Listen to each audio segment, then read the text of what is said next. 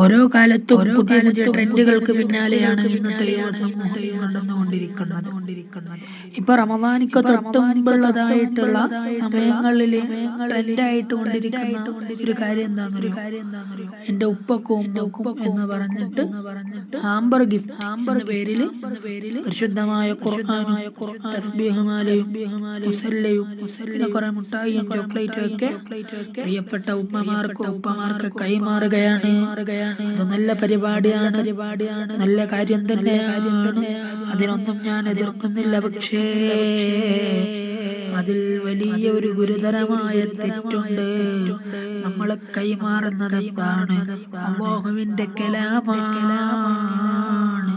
അല്ലാഹു ആദരിച്ച്, അല്ലാഹു ബഹുമാനിച്ച അല്ലാഹുവിന്റെ കലാമാണ്.